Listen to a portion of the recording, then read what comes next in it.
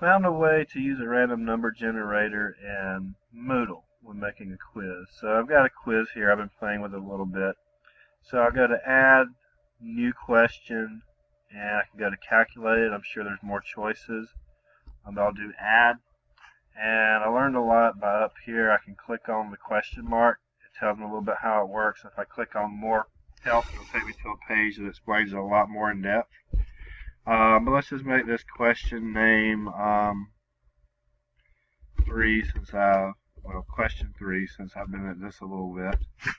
Let's just say what is, and I got to use braces. So x times y, but I can put anything I want in braces and let it be a variable, a random number.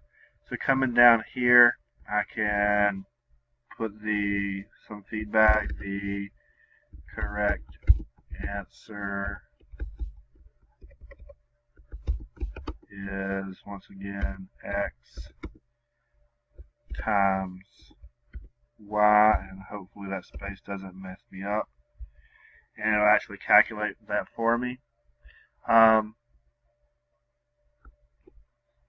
that's just in the feedback, but here it needs a formula to tell it how to calculate it, and it needs to be able to assign a grade or it gives you a problem.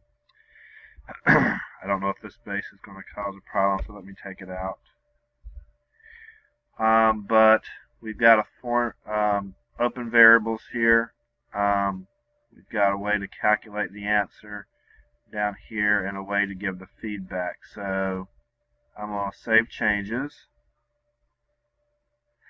Now here, this private data set, I believe we can also share them, so we might use the same ranges and same variables over several different questions. But here I'm just going to let it be private. Let's go to, I don't know, I'm going to go to synchronize. I'm not quite sure what happens there. But now, after hitting next, it actually gives me a place to determine what x and y can be. It started off from 1 to 10, but I can change those. Starts off with both of those, but I can change them. I can also change the number of decimal places, so if I want them to be whole numbers, I can just do this.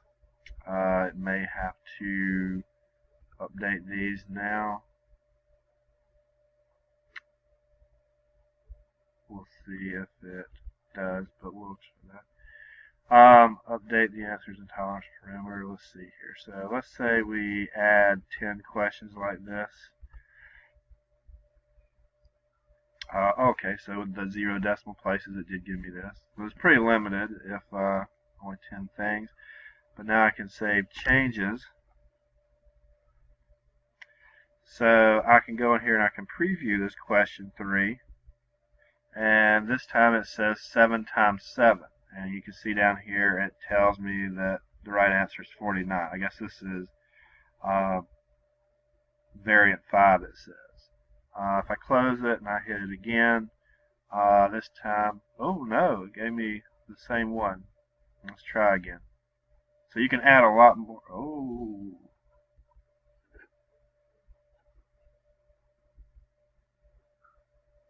Oh, there's 7 times 3, so I don't know why it was being that way. That's very random bad luck. But you could add 100 versions of that question, or if you had more decimal places, it would give you much more variation. So let me go back to the quiz I made and actually take it. So preview quiz. I'm just going to jump to question 3 since that's the one we did. 10 times 2, let's just say it's 6. And we'll say next. We're going to submit this. And we get a chance to review it. Down here, of course, it should have been 20. The correct answer is 10 times 2, which was the numbers. The correct answer is 20. It marked it wrong. So it might be quite extensive working with this, with something complex, but I think it can be done, especially with solving simple equations. Alright,